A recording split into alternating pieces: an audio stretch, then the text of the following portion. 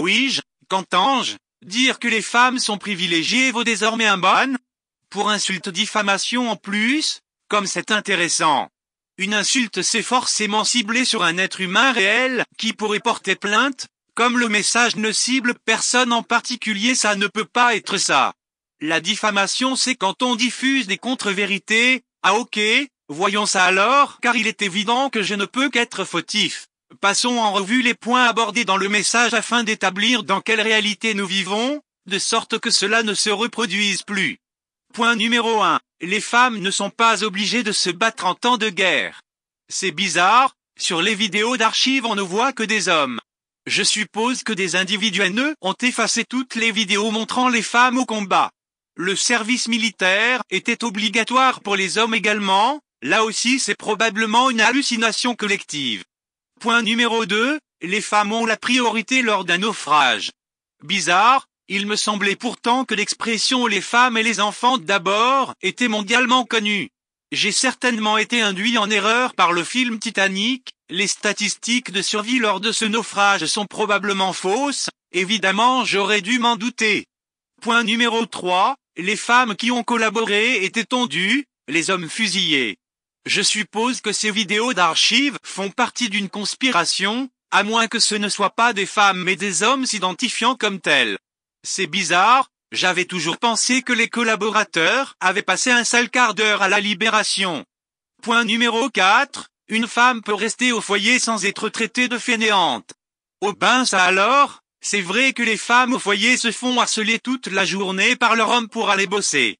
Je dois vivre dans un environnement mal déconstruit aux valeurs archaïques pour ne pas l'avoir remarqué. Point numéro 5, les femmes n'ont aucune miséresse.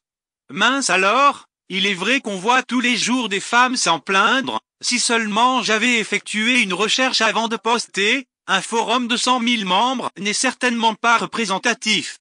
Point numéro 6, les femmes n'ont pas de calvitie. Qu'est-ce qui m'a pris de dire ça? Il est évident que les femmes souffrent de calvitie, c'est même très courant, ça se sait, on a tous des mères, sœurs et tantes qui n'ont plus de cheveux. Point numéro 7, une femme peut donner un sens à sa vie à tout moment en ayant un enfant. Visiblement la PMA est une fake news, je m'excuse d'avoir propagé cette fausse information toxique. Point numéro 8, les femmes n'ont pas le bug Tinder. En effet c'est un mensonge, le bug Tinder touche tout le monde. Les vidéos qui démontrent le contraire sont des fakes, qui cherchent à discriminer les femmes. On a tous des amis qui galèrent à avoir des matchs. Point numéro 9, une femme recevra toujours de l'aide en cas de pépin. C'est vrai que jamais personne n'aidera une femme qui trébuche dans la rue, j'ai dû rêver le contraire, c'est fou comment notre subconscient est influençable. Point numéro 10, il n'y a pas de femmes SDF. Là encore je devais avoir bu, car il est clair qu'il y a autant de femmes dans nos rues que d'hommes qui font la manche, j'ai probablement mal regardé ou j'ai tendance à les invisibiliser à cause de la société patriarcale. Point numéro 11, une femme est prioritaire sur le logement, surtout quand elle a un enfant. Je m'excuse pour ces propos fallacieux, en effet ce sont les femmes migrantes avec enfants qui sont prioritaires, les femmes avec enfants passent en dernier lieu, après les hommes célibataires.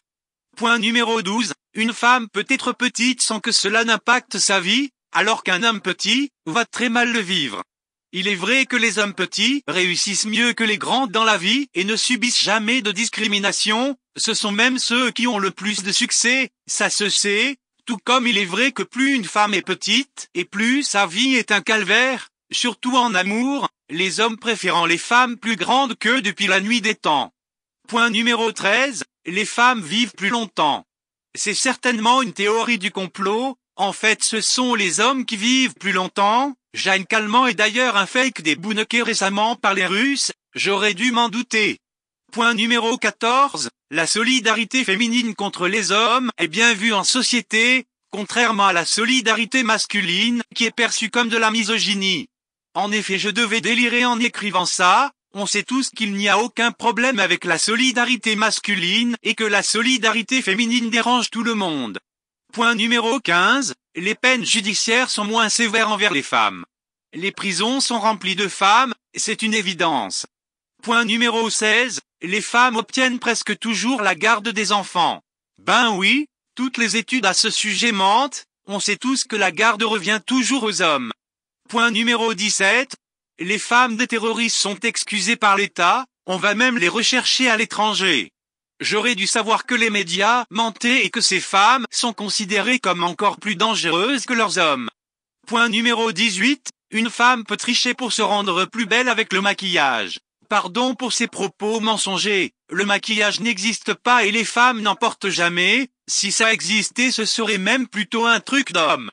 Point numéro 19. Les femmes bénéficient de favoritisme à l'embauche dans les métiers de secrétaire, puéricultrice, institutrice maternelle et caissière. Ce point prouve que j'avais perdu la tête en écrivant ce pavé. En effet, on sait tous que ce sont des hommes qui s'occupent des enfants en maternelle. Prétendre l'inverse est nécessairement diffamant et insultant. Merci aux traitants de m'avoir ouvert les yeux de façon pédagogique en maintenant la sanction. Je vais désormais purger une peine bien méritée de 51 jours de karma pour ces propos abjects. Cordialement.